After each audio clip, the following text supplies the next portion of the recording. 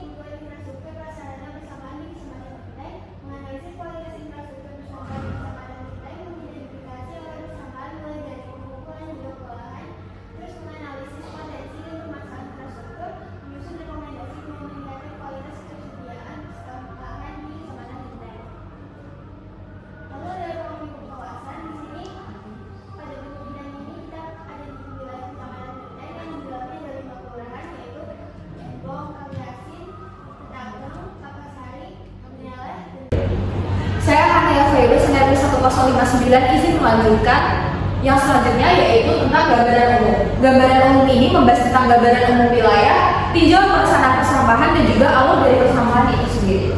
Next.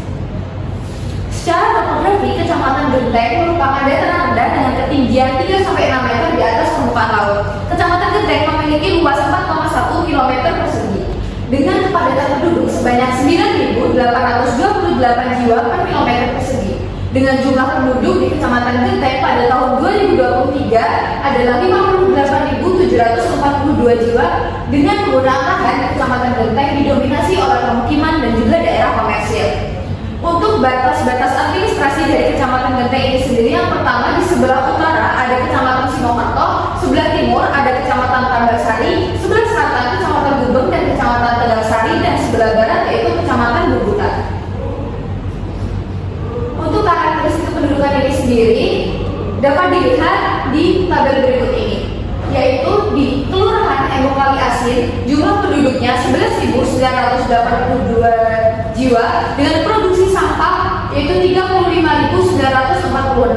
Lalu yang kedua ada Kelurahan Ketabang dengan jumlah penduduk 7.395 jiwa dengan produksi sampah 22.185. Yang ketiga ada Kelurahan Kapasari dengan jumlah penduduk 16.831 jiwa yang menghasilkan sampah 50.493 liter. Yang keempat ada Kelurahan Peneleh dengan jumlah penduduk 14.140 jiwa dengan produksi sampah 42.420 liter. Dan yang terakhir yaitu ada Kelurahan Genteng dengan jumlah penduduk 8.394 jiwa dengan produksi sampah 25.182 liter. Jadi untuk total keseluruhan jumlah penduduk yaitu 58.742 jiwa dan juga total produksi sampah di Kecamatan Genteng ini sendiri 176.226 liter. Dan ini mengacu pada ketentuan setiap orang menghasilkan sampah yaitu 3 liter.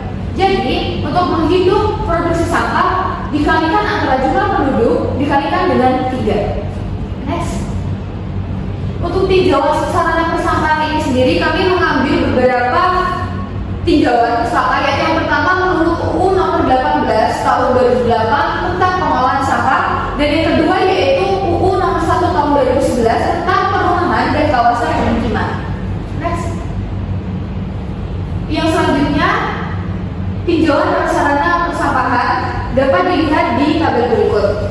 Untuk TPS sendiri, pengertian dari TPS yaitu TPS merupakan tempat sebelum sampah diangkut ke tempat pendaur ulang, pengolahan atau tempat pengolahan sampah terpadu. Untuk syarat dari TPS ini sendiri, yang pertama luas dari TPS sampai dengan 200 meter persegi. Yang kedua lebih dari 24 jam. Yang ketiga, penempatan TPS ini tidak mengganggu estetika dan juga lalu lintas sekitar. Yang keempat, TPS harus dalam keadaan bersih setelah sampah diangkut ke TPA. Dan yang kelima, jenis pembangunan penampungan sampah sementara ini bukan merupakan wadah yang permanen namun sementara. Next. Lalu yang kedua ada TPS-nya atau tempat pengolahan sampah terpadu. TPST merupakan tempat berlangsungnya kegiatan pemisahan dan pengolahan sampah secara terpusat. Kriteria TPST ini yang pertama, luasnya lebih besar dari 20.000 meter persegi. Yang kedua, penempatan lokasi TPST dapat di dalam kota atau di dalam TPA itu sendiri. Yang ketiga, jarak TPST ke permukiman terdekat itu paling dekat yaitu 500 meter. Yang keempat, pengolahan sampah di TPST dapat menggunakan teknologi dengan rem dan sarana pemadatan serta penampungan dari air lindi. Yang kelima, fasilitas TPST dilengkapi dengan ruang pemilah, instalasi pengolahan sampah, dan pengendalian pencemaran lingkungan, penanganan residu, dan fasilitas penunjang serta zona dari penyangga. Dan yang terakhir, yang ketiga, yaitu ada TPA atau tempat pemrosesan akhir. Apa sih TPA itu? TPA itu merupakan tempat di mana sampah diisolasi secara aman agar tidak menimbulkan gangguan terhadap lingkungan di sekitarnya. Syarat-syarat dari TPS yaitu yang pertama, syarat dari TPA itu sendiri yang pertama, lokasi TPA ini tidak boleh berada di laut, sungai, atau danau, serta daerah perairan. Lalu yang kedua, lokasi TPA ini berada di luar arah pengembangan dari kota. Yang ketiga, jalur transportasinya tidak melalui jalan utama ke daerah pusat kota. Untuk alur persampahan sendiri, yang pertama yaitu pengolahan sampah pada masing-masing rumah. Lalu yang kedua, sampah diambil di RT atau RW masing-masing kelurahan menggunakan gerobak. Lalu pengumpulan sampah di masing-masing TPS. Lalu pengolahan sampah pada masing-masing TPS. Dan yang terakhir yaitu pengangkutan sampah menuju ke TPA Blok. Perkenalkan, nama saya David Syifa Nurisa dengan NRP Akhir 1136. Selanjutnya kami akan membahas hasil dan analisis. Untuk yang pertama adalah analisis kuantitas jaringan persampahan. Untuk yang dari analisis keterjangkauan ini, untuk TPS Kediri, berdasarkan hasil analisis kami, tempat penampungan sementara atau TPS Kediri ini menampung segala macam jenis sampah di Kelurahan Ketabang yang terdiri dari 11 RW dan 57 RT. Selanjutnya adalah TPS Kayon. Jadi berdasarkan hasil analisis kami, TPS Kayon ini menampung segala macam jenis sampah di Kelurahan Embong Kaliasin yang terdiri dari 12 RW dan 58 RT.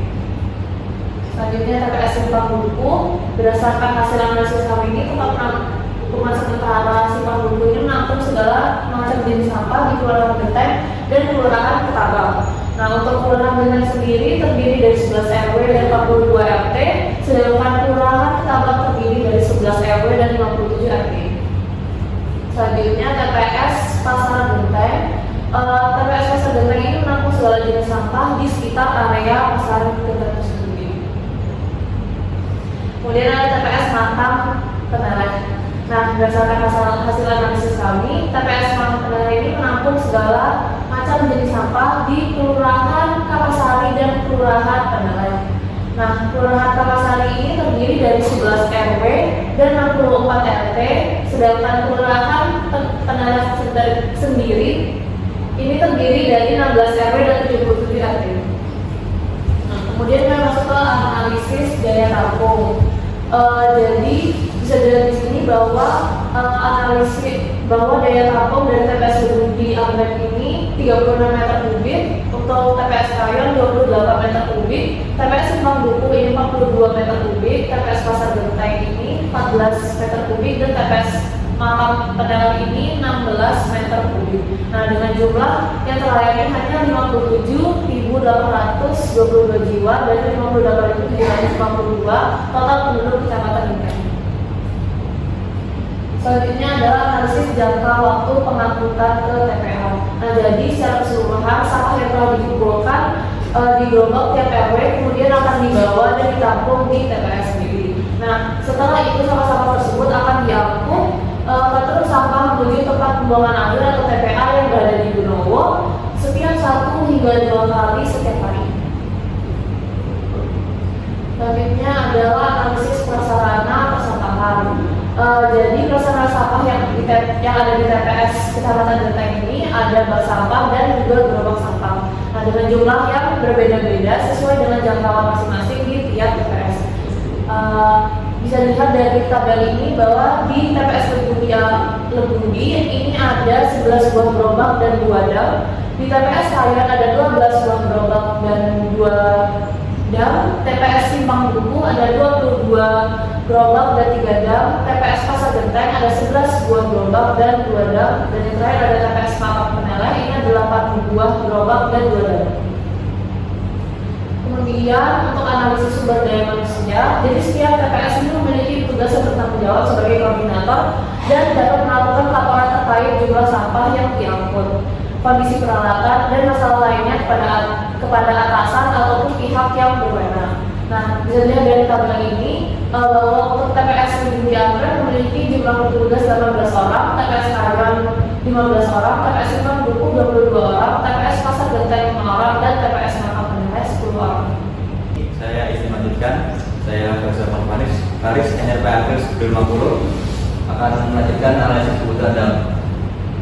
Pada bagian berikut ini adalah data timbulan sampah pada yang didapatkan dari hasil perhitungan jumlah penduduk dikalikan 3 liter, yaitu rata-rata produksi sampah per orang setiap hari, serta hasil perhitungan kebutuhan dam yang didapatkan dari hasil perhitungan sesuai rumus metode pemilihan dari TPS Lebudi sendiri. Timbulan sampahnya itu ada sekitar 21.000, yang terlayani penduduknya itu sekitar 7.000 penduduk, dan kebutuhan damnya itu ada 4 dam. TPS Kayan sendiri jumlah penduduk terlayaninya 12.000, timbulan sampahnya 36.000 liter, dan kebutuhan damnya itu sekitar 6. Untuk TPS Maduku jumlah penduduk terlayani itu sekitar 16.000, timbulan sampahnya sekitar 50.000 liter, dan kebutuhan damnya sendiri itu sekitar 9. Dan TPS Pasar Genteng jumlah penduduk terlayani 8.000, timbulan sampahnya 24.000 liter, kebutuhan damnya 5. Dan terakhir TPS Mapak Peneleh jumlah penduduk terlayani 12.000, timbulan sampahnya 42.000 liter, dan kebutuhan damnya 8. Next. Nah, untuk bagian analisis lokasi yaitu pada Kecamatan Genteng sendiri terdapat 5 TPS, yaitu yang tersebar di 6 kelurahan, yaitu Kelurahan Maliase, Kelurahan Genteng, Kelurahan Babang, dan Kelurahan Peneleh. Next. Untuk analisis lokasi sendiri, kelima TPS di Kecamatan Genteng ini mudah dijangkau oleh kendaraan pengangkut sampah. Namun terlalu dekat dengan pemukiman sehingga masyarakat terganggu akibat bau sampah dan juga sampai masyarakat. Terus kemudian saya juga memiliki dampak positif karena memanfaatkan sampah organik yang dijadikan pupuk kompos. Next. Kemudian untuk analisis kualitas,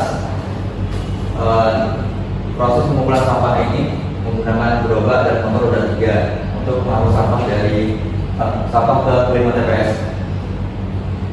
Setelah sampah terkumpul, kemudian truk kompaktor datang untuk mengangkut sampah dan dibawa ke TPA Bendoro.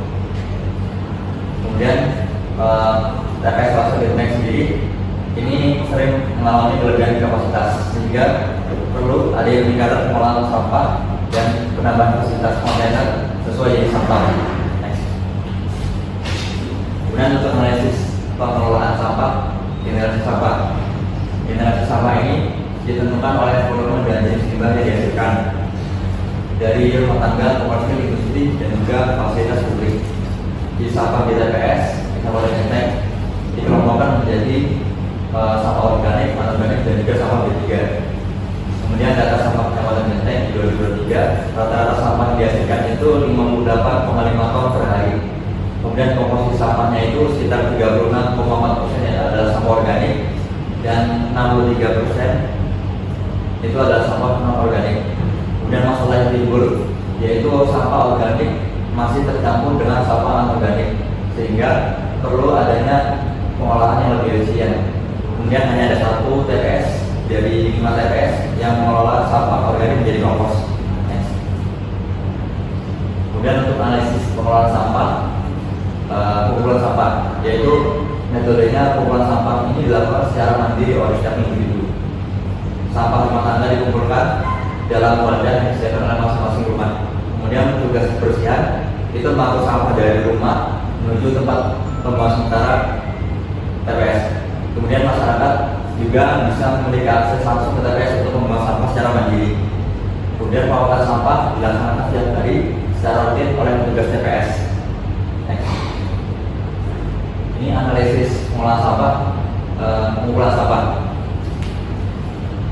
Berikut ada foto-foto hasil dari survei kami ke TPS. Yang pertama itu tempat pengolahan sampah TPS Bumi Anggrek, tempat sampah TPS Kayon, TPS Simpang Dukuh, TPS Pasir Genteng, dan juga TPS Pangkalan lain.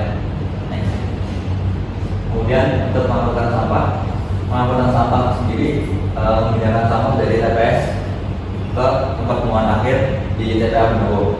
Proses ini meliputi pengumpulan, pengangkutan, dan juga pembuangan sampah. Pengangkutan dilakukan menggunakan berbagai kendaraan seperti gerobak, traktor, atau sistem lainnya sesuai dengan sampah dan jalan perjalanannya. Kemudian seluruh pengangkutan sampah dari TPS di Kecamatan Genteng ini dilakukan oleh Daerah Kota Surabaya, yang tujuan akhir dari pengangkutan sampah ini adalah TPA Benowo. Next. Dan untuk pengolahan sampah, proses ini meliputi daur ulang, komposting, atau juga pembakaran untuk mengurangi volume sampah. Kemudian untuk pengolahan sampah di TPS Kecamatan Genteng sendiri ada yang sudah baik, namun sebagian masih belum optimal. Berdasarkan penelitian, sistem pengolahan sampah di TPS Kecamatan Genteng ini belum sepenuhnya optimal karena tingkat kesadaran masyarakat dalam menghasilkan sampah masih rendah. Kemudian pengolahan sampah daur ulang masih belum dilakukan TPS, dan ketersediaan peralatan masih terbatas. Untuk potensi dari TPS Kecamatan Genteng sendiri, yang pertama pada sisi lingkungan, yaitu adanya sistem kompos di TPS Kayon membuat pengolahan sampah di TPS tersebut menjadi lebih optimal. Dan juga pengolahan sampah dari TPS ke TPA itu sudah dilakukan secara rutin, biasanya 2-3 kali sehari. Kemudian untuk sosial, TPS juga menjadi tempat mata pencaharian bagi masyarakat setempat yang hidup di Kecamatan Genteng. Kemudian untuk finansial sendiri, terdapat mandor per TPS sehingga tiap TPS memiliki seorang yang tanggung jawab dan mengelola keseluruhan kebijakan. Dan juga ada pembagian alur per wilayah untuk rute pembuangan sampah dari permukiman ke TPS maupun dari TPS ke TPA. Kemudian untuk pelembagaan peran serta masyarakat ini dalam mengelola sampah secara mandiri serta kesediaan masyarakat untuk membayar iuran operasional TPS itu. Dan untuk masalahnya, keberadaan tempat pembuangan sampah tanpa menutup menciptakan dampak yang diberikan di masyarakat sekitar, yaitu bau yang tidak sedap, dan juga karena tidak tertutup, akhirnya ada kemungkinan sampah-sampah berserakan. Kemudian letak TPS yang peran strategis, yaitu terlalu banyak. Beberapa TPS itu terlalu dekat dengan permukiman masyarakat. Dan yang ketiga adalah prasarana berupa dam atau bank sampah itu masih kurang memadai untuk menampung liburan sampah yang ada. Dan masalah terakhir yaitu sampah masih bercampur antara anorganik dan juga organik, sehingga tidak adanya sistem pengolahan sesuai jenis sampah. Perkenalkan, saya Zara Safia Nabila dengan NPR 1147 izin melanjutkan. Terakhir yaitu kesimpulan. Kesimpulan pertama yaitu Kecamatan Genteng saat ini memiliki 5 TPS yang beroperasi, yaitu TPS Gundi, TPS Kayon, TPS Simpang Dukuh, dan TPS Pasar Genteng, dan TPS Mangga Majalaya. Pembagian ini mengatur distribusi sampah dari setiap keseluruhan ke masing-masing TPS di Kecamatan Genteng. Yang kedua yaitu total sampah yang dihasilkan Kecamatan Genteng perharinya adalah 1.760 liter. Hasil tersebut didapatkan dari jumlah penduduk dikalikan dengan jumlah produksi sampah per harinya. Yang ketiga yaitu daya tampung tiap TPS berbeda-beda dan belum 100% penduduk terlayani, di mana TPS Gundi melayani 7.000 jiwa, TPS Kayon melayani 12 jiwa, TPS Simpang Dukuh melayani 16.000 jiwa, TPS Pasar Genteng melayani 8.000 jiwa, dan TPS Mangga Majalaya melayani 14.000 jiwa, terhitung hanya 57.822 jiwa yang terlayani dari total 58.742 jiwa penduduk di Kecamatan Genteng. Yang keempat yaitu total timbunan sampah di TPS Genteng yaitu 1.760 liter. Total timbunan yang terlayani adalah 1.073 liter dan yang tidak terlayani adalah 2.000 liter. Litasi atau waktu pengangkutan sampah dari setiap TPS di Kecamatan Genteng ke TPA Benowo didominasi oleh 1 hari 2 kali pengangkutan. Next. Selanjutnya yaitu Kecamatan Genteng memiliki 4 TPS yang melayani sampah dari kelurahan-kelurahan di wilayah tersebut: Legumbi Anggrek, Kayot, Simpang Duku, dan Pasar Genteng dan Makam Peneleh. Total sampah yang dihasilkan perharinya mencapai 176,226 liter dengan 57.000 jiwa terlayani dari 58 jiwa penduduk. Meskipun sampah yang terlayani mencapai 173.000 liter, masih ada 2.000 liter yang tidak terangkut. Pengolahan sampah di Kecamatan Genteng mengikuti pengumpulan sampah dari rumah-rumah, mengangkut menggunakan truk ke TPA Benowo, namun tidak ada pemilihan atau pengolahan sampah di TPS. Waktu pengangkutan sampah dari TPS ke TPA dilakukan 2 kali sehari. Selanjutnya yaitu perlu perhatian untuk meningkatkan fasilitas dan daya tampung TPS agar dapat melayani seluruh penduduk dengan lebih baik. Next. Selanjutnya yaitu rekomendasi. Rekomendasi kami yaitu pertama, Dinas Kebersihan Kota Surabaya mengusulkan anggaran untuk penambahan kendaraan pengangkutan sampah dan APBD. Yang kedua yaitu pemerintah perlu meninjau ulang lokasi TPS agar lebih mudah dijangkau dan menambah jumlah TPS. Yang ketiga yaitu penambahan tutupan TPS untuk kenyamanan petugas dan mencegah bau sampah saat hujan.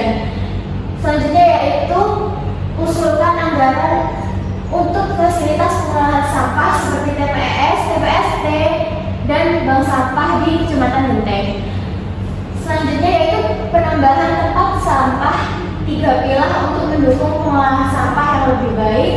Selanjutnya relokasi TPS di Kecamatan Genteng untuk meningkatkan efektivitas pengolahan sampah. Dan yang terakhir yaitu sosialisasi dan edukasi kepada masyarakat mengenai pentingnya pengolahan sampah yang baik. Selanjutnya yaitu adalah standar jaringan persampahan yang baik penting untuk menjaga kebersihan dan kesehatan lingkungan. Pengolahan sampah yang efektif membutuhkan kerjasama antara pemerintah, masyarakat, dan swasta.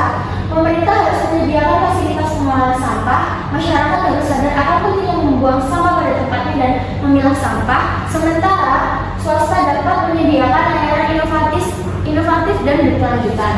Di Kota Surabaya, pengolahan sampah berdasarkan Perda Nomor 7 Tahun 2006 masih menghadapi masalah. Masyarakat belum memisahkan sampah dan pengangkutan sampah hanya dilakukan 3-5 kali dalam seminggu di jalan utama. Hal ini menyebabkan sampah berserakan di permukiman. Implementasi kebijakan pengolahan sampah belum efektif dengan rendahnya partisipasi masyarakat dalam pengolahan sampah dan pembiayaan yang kurang. Pengolahan sampah dengan metode 3R, reduce, reuse, dan recycle belum terlaksanakan dengan baik. Sekian presentasi dari kami.